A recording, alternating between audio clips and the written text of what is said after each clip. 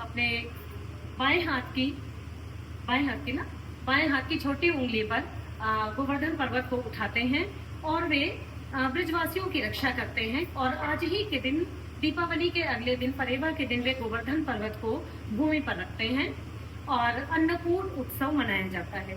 तभी से ये परंपरा ग्राम्य संस्कृति में चली आ रही है।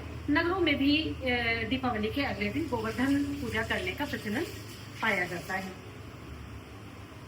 अब हम बात करते हैं निगोहा गांव की स्थानीय संस्कृति की।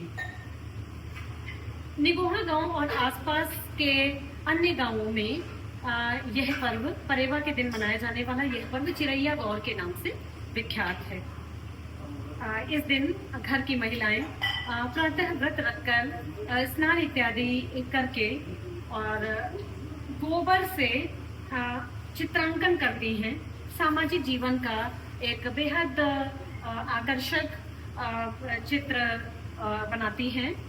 जो आप हमारे वीडियो में बहुत सारे फोटोग्राफ्स डाले गए हैं, बहुत सारे चित्र डाले गए हैं, आपने उसमें देखा होगा, जिसमें बाहर एक घर की संरचना बनाई जाती है।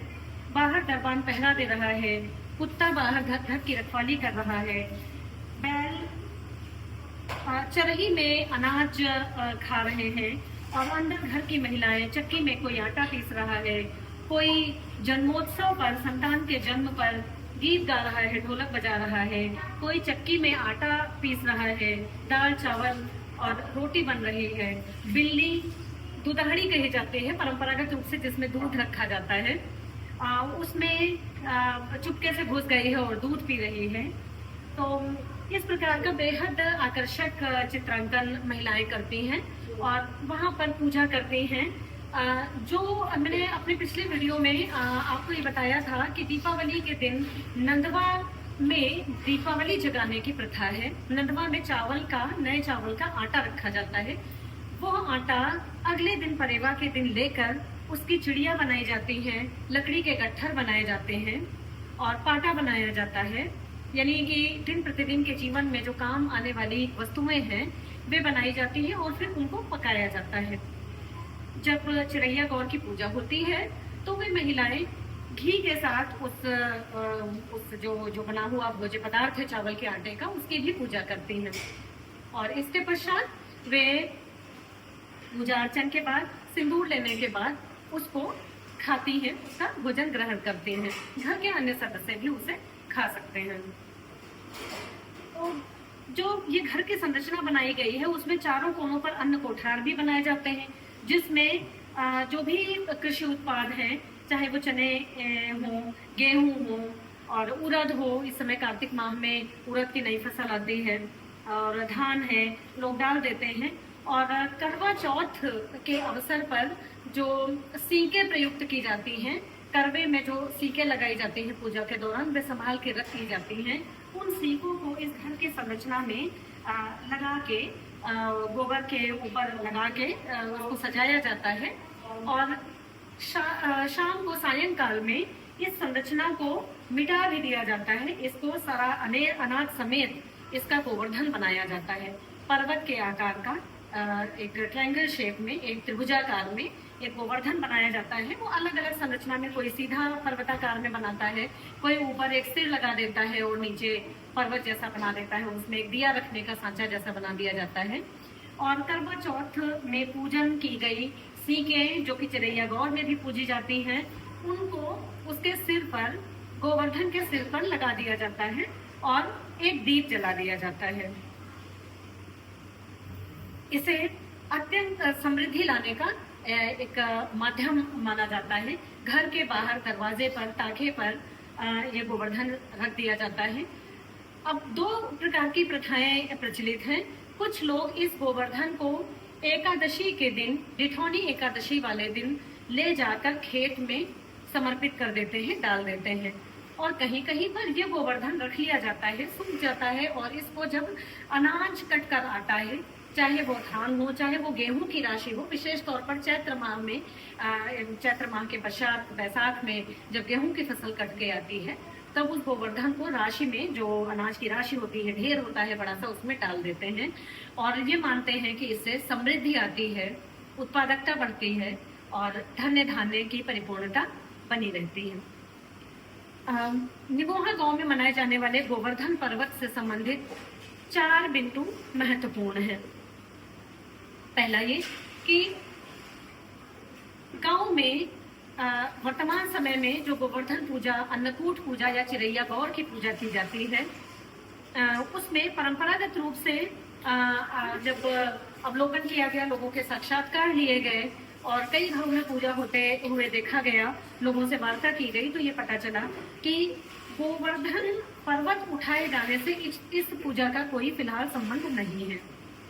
इसका आशय है गोबर एवं धन, अर्थात गोबर ही धन है, यानी जैविक खाद जो कि कृषि की उत्पादकता को बढ़ाती है। मैंने कल आप लोगों से ये चर्चा की थी कल की वीडियो में कि दीपावली के दिन भूरे पर भी दिया जलाने का प्रचलन है। पशुपालन चूंकि कृषि का एक पूरक और सहायक व्यवसाय रहा है, तो कृषि अर्थव्यवस्था के समानांतर पशुपालन भी चलता रहता है गांव में, ग्रामीण संस्कृति में, और ग्रामीण जीवन का एक अभिन्न अंग भी बना हुआ है। तो पशुपालन से जो दुग्ध इत्यादि प्राप्त होता है, लोग उसको भी ग्रहण करते हैं और जो गोबर मिलता है उससे खाद बनाते हैं और उसी में कूड़ा करकट भी डालते हैं, एक ढेर बन जाता है और बारिश के महीने में वो भीगता है और वो खाद बढ़ती जाती है। गोबर का वो ढेर जितना पुराना होता जाता है, मानते हैं कि उसकी उत्पादकता उतनी ही ज्यादा बढ़ती जाती है। बाद में इसे बरसात के पूर्व खेतों में, पहले तो बैलगाड़ी पर लाद के लोग ले जाते थे और फावड़े से गिरा गिरा के खेतों में खाद बिछाते थे। वर्तमान समय में ट्रैक्टर से ले जाने का प्रचलन बढ़ गया है। ट्रैक्टर से ले जाके खाद इत्यादि खेतों में गिरा दी जाती है और बारिश के पश्चात वर्षा ऋतु में वो मिट्टी में सम्मिलित हो जाती है और एक उत्पादक उर्वरा शक्ति को, उत्पादकता को बढ़ाती है फसल की।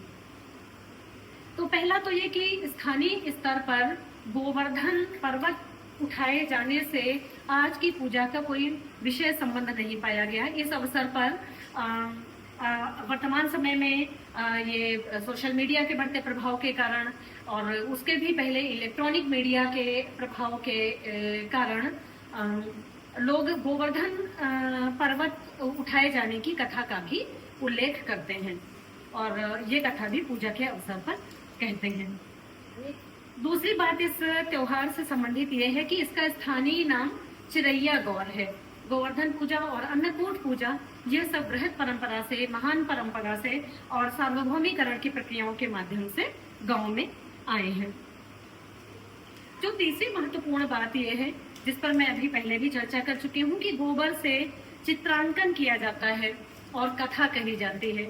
एक सास बहू से संबंधित कथा प्रचलित है और जिसमें कि सास बहू को प्रताड़ित करती हैं और बहू चिरैया गौर के दिन गौरा पार्वती प्रकट होते हैं और बहू को ये सुझाव देते हैं कि चिरैया गौर के दिन, परेवा के दिन अगर वो पूजन करेगी और इस अवसर पर चावल के आटे की चिड़िया बनाकर खाएगी तो उसकी सास उसको यातना देना बंद कर देंगी।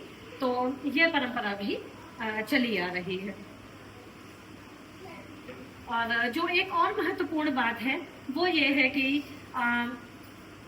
इस स्थानीय परंपरा को कई घरों में यथावत रूप में इसकी निरंतरता को बनाए रखा जा रहा है। आज भी यह पूजा बिल्कुल उसी रूप में बिना किसी परिवर्तन के यथावत रूप में संपादित की जाती है, जिसमें कि गोबर से आकृतियां बनाई जाती हैं, चित्रांकन किया जाता है, ग्राम्य जीवन को उतारा जाता है। और यह भी एक प्रकार से लोक कला का एक महत्वपूर्ण हिस्सा है कि जब भी कोई अनुष्ठान होता है, कोई पर्व होता है और धार्मिक क्रियाकलाप होते हैं, तब आटे से, हल्दी से और गोबर से अनेक प्रकार के रेखांकन किए जाते हैं, आकृतियां निर्मित की जाती हैं। तो ये ग्रामीण कला का, लोक कला का एक हिस्सा भी है। वर्तमान समय में जब मैं इस अवसर पर किए जाने वाले पूजा का अवलोकन कर रही थी, लोगों के साक्षात्कार ले रही थी, कई घरों में मैंने ये इस पूजा में मैं सम्मिलित भी हुई, तो मैंने देखा कि सोशल मीडिया का प्रभाव स्पष्ट रूप से दिखाई देने लगा है और मौखिक परंपरा एक प्रकार से विलुप्त होती जा रही है। लोग फटाफट मोबाइल फ़ोन उठाते हैं, घर की बहुएं मोबाइल फ़ोन उठाती हैं और मोबाइल पर गोवर्धन पूजा की कथा सर्च करती हैं और वो कथा पढ़ने लगती हैं। तदुपरांत पूजा अर्चना की जाती है। तो एक प्रकार से देखा जाए तो मौखिक परंपरा ग्राम्य जीवन संस्कृति से विलुप्त होती जा रही है, जिसे घर के बच्चे, घर की बहुएं अपनी सास से और बच्चे बुजुर्गों से कथा कहानियों के रूप में सुनते आए हैं और पीढ़ी दर पीढ़ी ये कथाएं हस्तांतरित होती रही हैं। संभव है कि आने वाले समय में ये कथाएं जानने और सुनने वाला कोई भी न रह जाए। निगोहा गांव में मनाए जाने वाले गोवर्धन पूजा से संबंधित एक अन्य महत्वपूर्ण बात यह भी है कि इस पूजा को मनाए जाने का जातीय आधार भी है गांव में। प्रमुख रूप से ब्राह्मण एवं ठाकुर जातियां निगोहा गांव की प्रभुत्वशील जातियां हैं।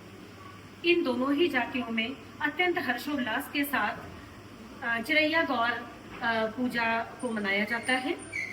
और लेकिन जो मध्यवर्ती जातियां हैं, उनके कुछ परिवारों में तो ये पूजा मनाए जाने की परंपरा है, लेकिन अधिकांशतः मध्यवर्ती जातियों में भी चिरैया गौर नामक पूजा मनाया नहीं जाता। और अनुसूचित जातियों में जो कि गांवों के एक बड़े भाग में निवास करती हैं, अनुसूचित जातियों में चिरैया गौर नामक पर्व को नहीं मनाया जाता, उस रूप में नहीं मनाया जाता, रेखांकन करके, आकृतियां बना के और पूजा करके, तदुपरांत चावल से बने हुए पदार्थ को ग्रहण करके। इस प्रकार का कोई पूजा अर्चना का विधान नहीं है। लेकिन अनुसूचित जातियों में सायंकाल में गोबर से गोवर्धन बनाकर ताक पर रखकर करवा चौथ के दिन प्रयोग की गई जो सीकें होती हैं, उन सीकों को लगाकर दीप जलाए जाने की प्रथा आज भी प्रचलित है। और गांव के सभी परिवार हिंदू जाति से संबंधित जो हिंदू धर्म से संबंधित जो भी जातियां हैं, सभी जातियों में इस प्रकार से गोवर्धन बनाए जाने की परंपरा जारी है। हम सभी समाजशास्त्र विषय के विद्यार्थी हैं, इसलिए जब भी गोवर्धन पूजा की बात की जाती है, स्थानीय और सार्वभौमिक प्रक्रियाओं की बात की जाती है, लघु और बृहत परंपराओं की बात की जाती है, तो हम मैकिम मैरियट का नाम लेना नहीं भूलते। आप सभी जानते हैं कि प्रसिद्ध समाज वैज्ञानिक मैकिम मैरियट ने उत्तर प्रदेश के किशनगढ़ी नामक गांव का अध्ययन किया था, स्थानीयकरण एवं सार्वभौमिकरण की प्रक्रियाओं का अध्ययन किया था। गोवर्धन पूजा के अवसर पर उन्होंने अपना यह अध्ययन निष्पादित किया था, उसका मूल्यांकन किया था। उन्होंने ये पाया था कि किस प्रकार से स्थानीयता विद्यमान है और एक सार्वभौमिक प्रक्रिया एक गांव तक आते आते स्थानीय बन जाती है। लेकिन जब निगोहा गांव का अध्ययन किया गया तो ये पाया गया कि स्थानीयता तो विद्यमान है, लेकिन उसमें परिवर्तन तीव्र गति से जन्म ले रहा है और एक बार पुनः यह प्रक्रिया दूसरी तरफ वापस जा रही है।